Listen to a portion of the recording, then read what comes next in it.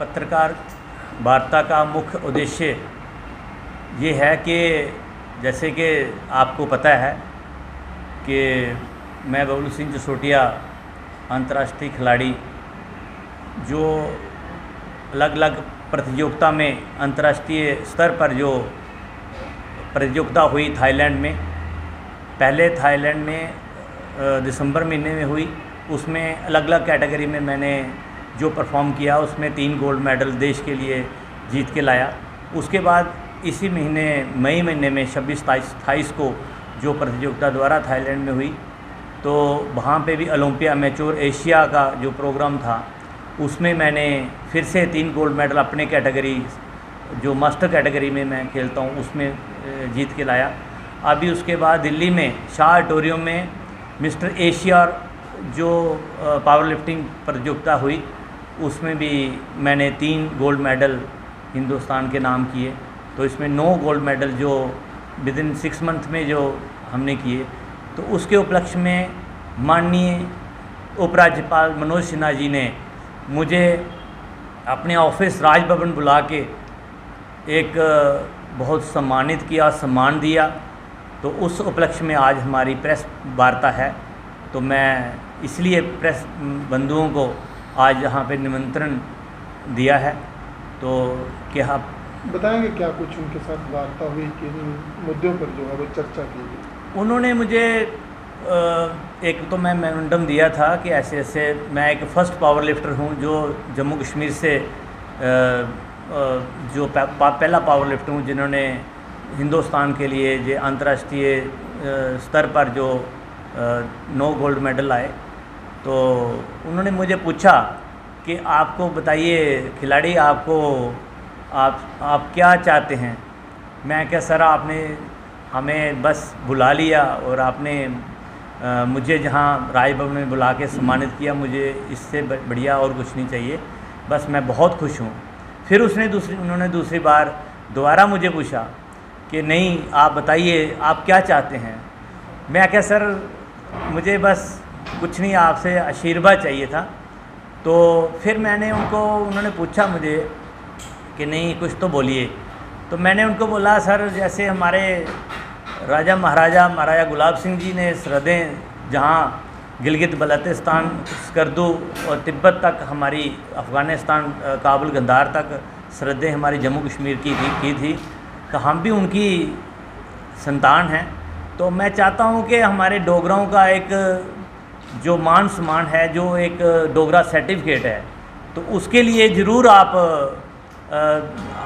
इसको दोबारा लागू करें, ताकि जो डोगरों का, हमारे लोगों का एक जो फ़ौज में जाते हैं उनका एक कद जो है वो थोड़ा सा कम है, तो उसके ये रिलैक्सेशन और डोगरा सर्टिफिकेट द्वारा इशू किया जाए, तो ताकि हमारे लोग एक अच्छा अपना डोगरा सर्टिफिकेट लगा के प्रदर्शन कर सकते हैं, अपना फौज में जा सकते हैं। क्या देखते हैं कितनी सहायता मिलेगी अगर डोगरा सर्टिफिकेट फिर से लागू हो जाए, क्योंकि डोगरा कौम मार्शल कौम है, आपके साथ करण सिंह जी बैठे हैं, बेहतर जानते हैं, तो कितना फ़ायदा जम्मू के यूथ को ख़ास तौर पर होगा अगर सर्टिफिकेट रिवाइव हो जाए?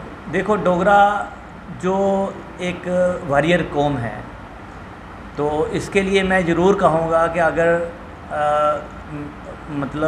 अगर ये डोगरा सर्टिफिकेट हमारी सरकार, एलजी सर अगर ये दोबारा से शुरुआत करते हैं, तो ये एक पुनर्जन्म होगा डोगरा कौम का।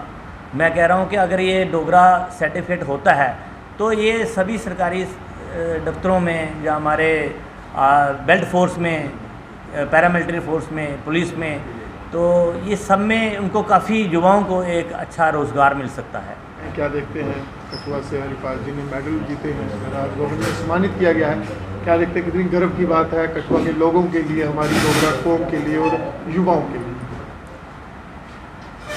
कठुआ के युवाओं के लिए खासकर बहुत ही एक गर्व की बात है कि कठुआ में एक ऐसा होनहार नौजवान खेलों में काम कर रहा है और उसको एलजी साहब ने बुलाया और वहाँ उसको सम्मानित किया गया। क्या देखते हैं कि कितना नाम जो है हमारे कठुआ का रोशन किया है बबलू सिंह जसरोटिया की अगर बात करें? मैं कहता हूं कि इससे पहले कभी भी कठुआ का नाम कहीं भी नहीं लिया गया। ये पहला टाइम है कि इस नौजवान ने कठुआ का नाम रोशन किया। सर एक आखिरी सवाल है डोगरा सर्टिफिकेट को लेकर, क्या देखते हैं अगर जम्मू कश्मीर सरकार डोगरा सर्टिफिकेट रिवाइव कर देती है, युवाओं को कितनी सहूलियत मिलेगी बेल्ट फोर्स में जाने के लिए और कितना मान बढ़ाया जाएगा इस पूरी डोगरा को? डोगरा सर्टिफिकेट जो है ये महाराजा साहब के टाइम पर भी होता था, उसमें छूट है। एक तो कद की छूट है, डोगरा का कद थोड़ा छोटा होता है, भर्ती जब मिलिट्री में होती है तो वहाँ उसको छूट मिलती है, छाती की छूट मिलती है। इसी तरह अगर एलजी साहब भी उसको दोबारा जारी करें तो डोगरों को बहुत फ़ायदा हो सकता है। आज बड़ा हसीन मौका है और बड़ा खुशी का मौका है कि हमारे कठुआ के एक युवा बबलू सिंह जसरोटिया जी आज उसकी इतनी बड़ी उपलब्धि पे आज एक प्रेस कॉन्फ्रेंस रखी गई है। मैं इस मौके पे इनको दिल की गहराइयों से हार्दिक शुभकामनाएं देता हूं।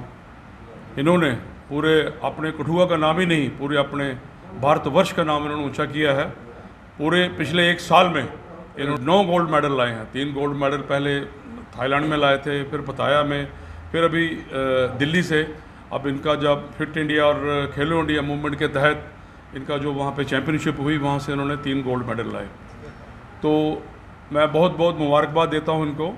ये एक आइकॉन है हमारे कठुआ डिस्ट्रिक्ट के लिए, एक युवाओं के लिए एक मिसाल है, ताकि युवा भी कुछ इनसे सीखेंगे कि किस तरह से हमको भी अपने आप को खेलों में डाल के एक अच्छा नाम रोशन करना है। और बच्चे जब इनको जब देखेंगे तो उनको भी लगता है कि हम अपनी जो नशे की जो और जो बच्चे जो युवा जा रहे हैं, कम से कम उससे निकल के एक अच्छी आदतों में पड़ेंगे और एक अपने शहर का और भारतवर्ष का नाम रोशन करेंगे। ये कठुआ के लिए मैं कहूँगा आज बहुत ही गर्व की बात है कि जैसा कि हम सब ने सोशल मीडिया के माध्यम से देखा कि बबलू जी ने अब तक 9 गोल्ड मेडल जो हैं वो जीते हैं। अंतर्राष्ट्रीय स्तर पर कठुआ का, जम्मू कश्मीर का नाम रोशन किया है। और बहुत ही खुशी की बात ये है कि एलजी साहब ने भी इनको जो है अपने पास बुला करके सम्मानित किया और आपके माध्यम से ये पता लगा 18 मिनट ये उनके साथ बैठे हैं। तो जो एक विचार या मैं कहूँ सोशल मीडिया पे लोग कहते थे कि एलजी साहब कहीं व्यस्त हैं, तो ये बहुत खुशी की बात है कि 18 मिनट एक साधारण व्यक्ति बबलू जी जिन्होंने गोल्ड मेडल जीता अंतर्राष्ट्रीय स्तर पे, उन्होंने समय मांगा और एलजी साहब ने उनको बुलाकर जो है सम्मानित किया। वो खुद गदगद है, आपने उनको सुना।